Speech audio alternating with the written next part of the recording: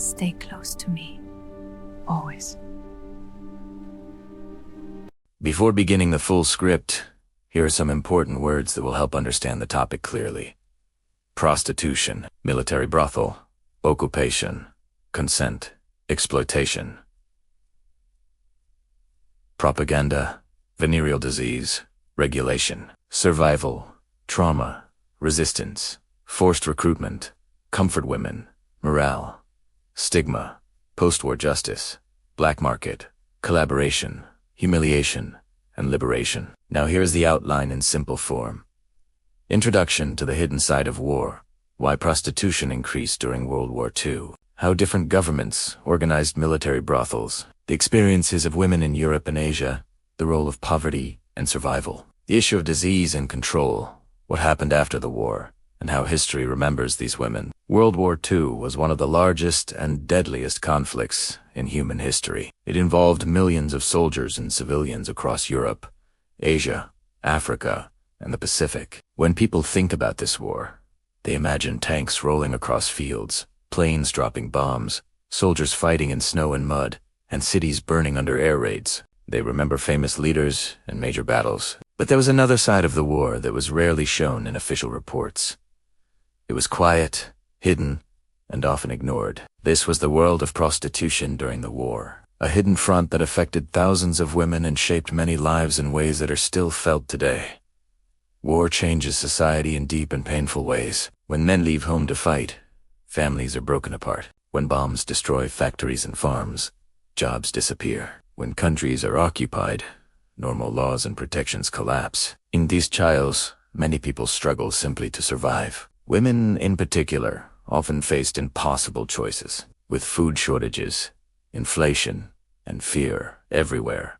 Some turned to prostitution as a way to earn money or secure protection. Others were forced into it by occupying armies or criminal networks. In wartime, the line between choice and force becomes very thin. Millions of soldiers were stationed far from their homes for months or years. They were young, frightened, and uncertain about their future. Military leaders believed that controlling soldiers' sexual behavior was important for discipline and morale. Some governments decided that instead of allowing uncontrolled relationships, they would create organized systems of military brothels. They argued that this would reduce sexual violence, prevent the spread of disease, and keep soldiers focused on fighting. On paper, it sounded like a practical solution. In reality, it often led to exploitation and suffering. In Nazi-controlled Europe, Germany established a system of regulated military brothels in occupied territories. In countries like France, Poland, the Netherlands, and others,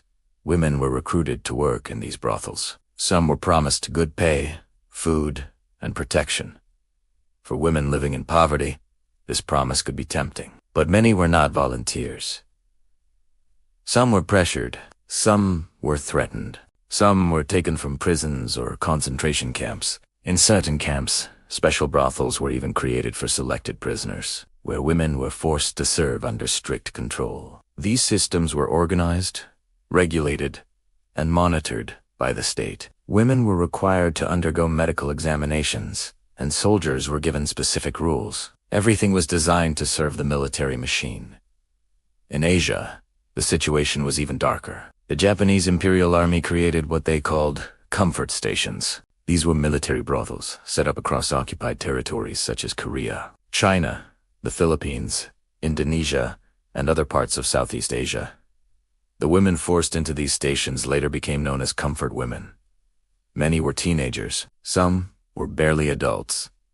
Some were tricked with promises of factory jobs or nursing work.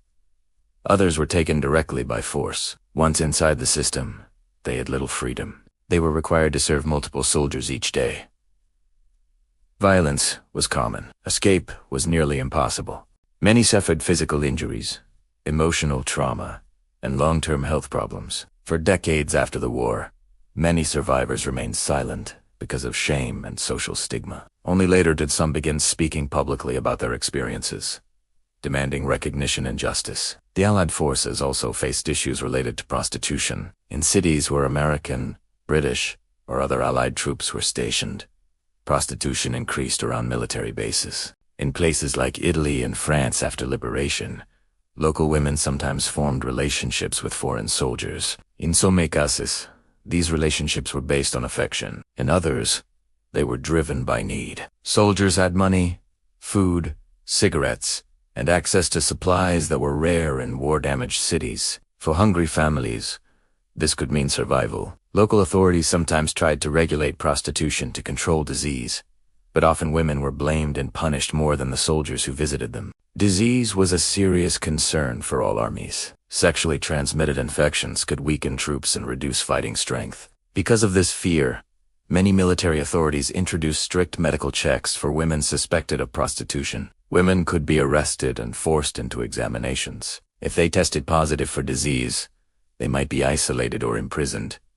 Soldiers, however, were rarely punished as harshly. This double standard reflected the social attitudes of the time. Women were often seen as responsible for moral behavior, while men's actions were excused as natural or unavoidable. Occupation added another layer of complexity. When a country is under foreign control, power relationships become unequal. Soldiers represent the occupying force. Local civilians have limited rights. In such situations, relationships between soldiers and local women were often judged harshly after the war. In France, after German occupation ended, women accused of having relationships with German soldiers were publicly humiliated. Their heads were shaved in the streets as punishment for what was called collaboration. Some of these women had indeed supported the enemy willingly. Others had simply tried to survive or protect their families. But public anger did not always care about the details. Poverty played a huge role in wartime prostitution. In bombed cities where homes were destroyed and markets empty, women sometimes saw no other option. Widows with children had to find food somehow. Young women without work searched for any income. In black markets that grew around military camps, prostitution became part of the underground economy.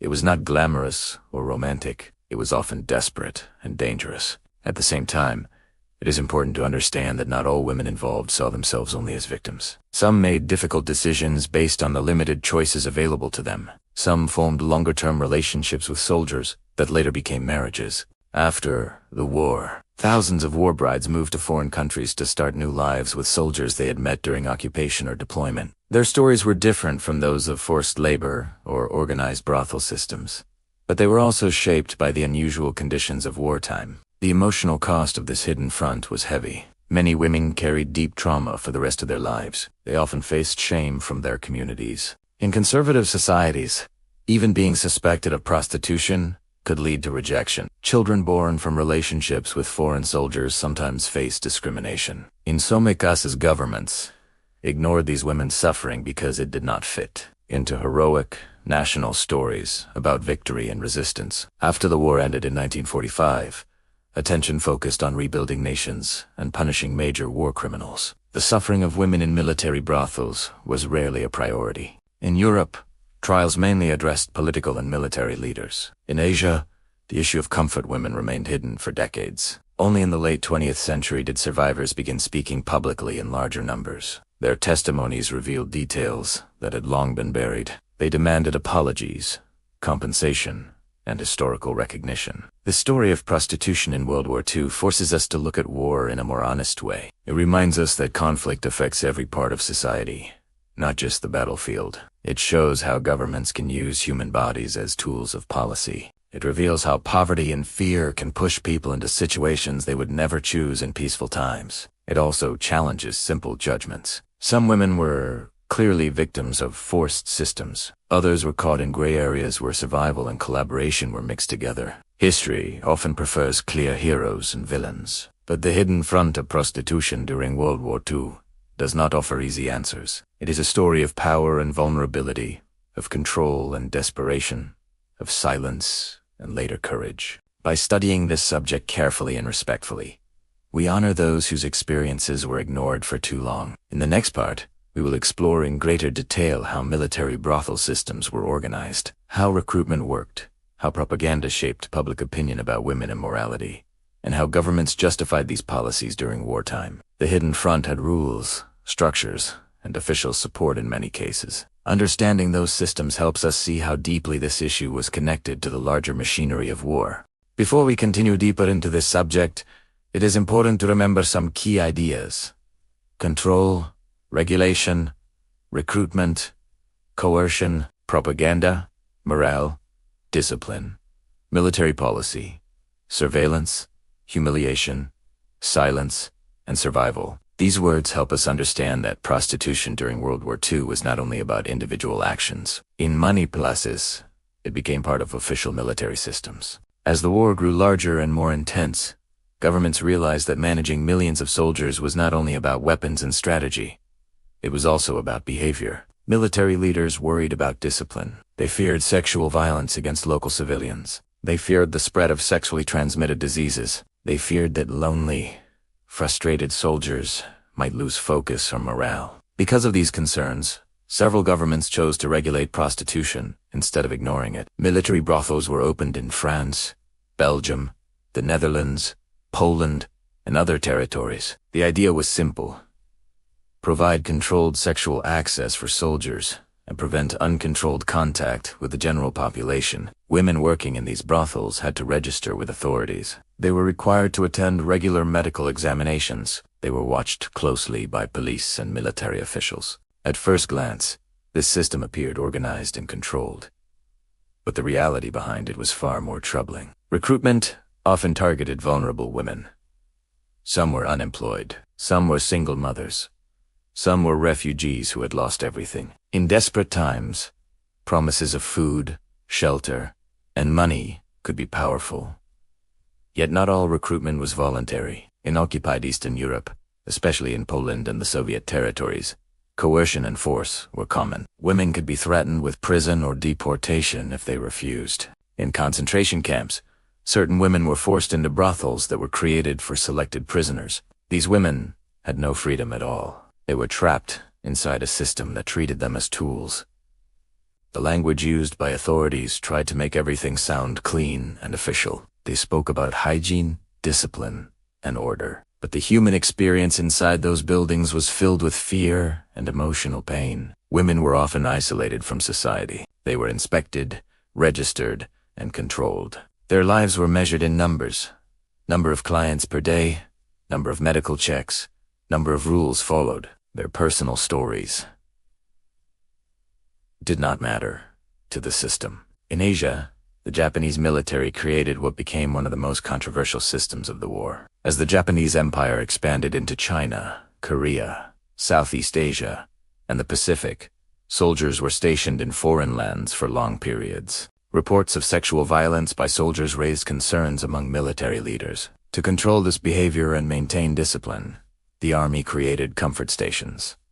Officials claimed that these stations would protect local civilians and reduce disease. However, the methods used to supply women to these stations were often brutal. In Korea and other occupied areas, recruiters sometimes promised factory work or nursing jobs. Families were told their daughters would earn money. In other cases, women were directly taken by force. Once inside the system, they lived under strict military supervision.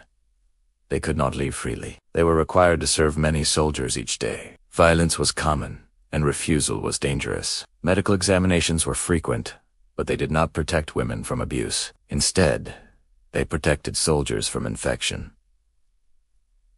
Many survivors later described feeling completely powerless. They were far from home, often unable to speak the local language, and surrounded by soldiers. Some tried to resist. Some tried to escape. Some survived by becoming emotionally distant, trying not to feel anything at all. The trauma did not end when the war ended. Many returned home, carrying physical and emotional scars. Some faced rejection from their communities.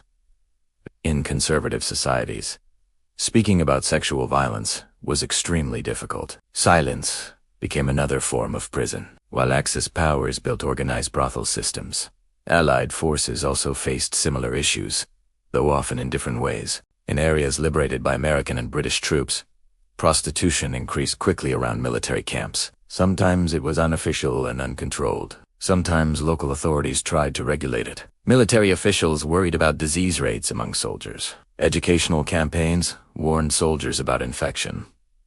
Posters encouraged them to be careful. Women suspected of prostitution were sometimes detained for medical checks. Again, responsibility often fell more heavily on women than on men. In war-damaged cities like Naples in Italy or parts of France after liberation, poverty was severe. Food was limited. Jopes, WWII soldiers, had money and access to supplies. In such conditions, prostitution became part of the survival economy. It might involve direct payment or exchange for food, cigarettes, chocolate, or protection. These exchanges blurred the line between prostitution and survival relationships. Some women formed longer connections with soldiers, hoping for stability. Others had short-term encounters simply to feed their families. Propaganda also played a role in shaping public attitudes. Governments often presented their own soldiers as honorable and disciplined, while describing enemy soldiers as immoral and dangerous. Women who interacted with enemy troops were often labeled as traitors. After liberation in France, for example, women accused of relationships with German soldiers were publicly shamed. Their heads were shaved in front of crowds.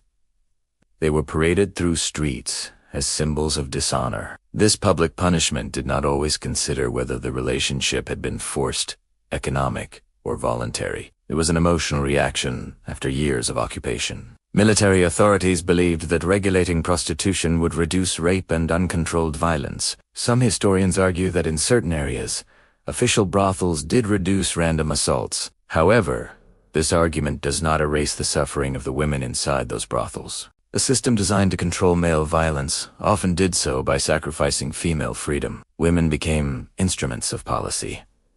Medical control was strict. Women were inspected weekly, or even more often. If they were diagnosed with infection, they were isolated until cured. Soldiers who became infected were treated but usually did not face the same public shame. This double standard reflected deeper social beliefs about gender and morality. Women were seen as responsible for maintaining purity. Men were seen as naturally driven by desire. These attitudes allowed systems of exploitation to continue with little public protest. It is also important to understand the economic networks connected to prostitution. In some cities, organized crime groups controlled brothels and worked with corrupt officials. Black markets flourished during wartime shortages. Prostitution became one part of a larger underground economy that included smuggling, ration fraud, and stolen goods. War weakened law enforcement structures, making it easier for criminal networks to operate. Yet within this harsh environment, individual stories varied. Some women managed to save money and later rebuild their lives. Some married soldiers and moved to new countries as war brides.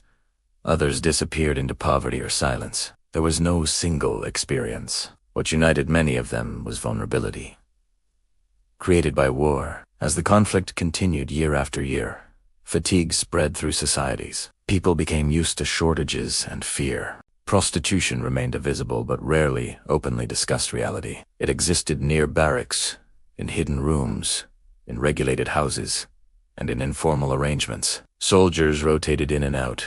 Women stayed behind, carrying the long-term consequences. By the final years of the war, especially as Germany and Japan began losing ground, conditions worsened. Bombings increased. Supplies ran low. Military discipline weakened in some areas, leading to more uncontrolled violence. In chaotic retreat situations, women were sometimes abandoned without protection or payment. The system that had once been strictly regulated began to break apart, along with the collapsing front lines. When the war finally ended in 1945, the official focus turned to victory celebrations, rebuilding cities, and prosecuting major war criminals. The hidden systems of prostitution were rarely central topics in public trials. For many women, there was no clear path to justice.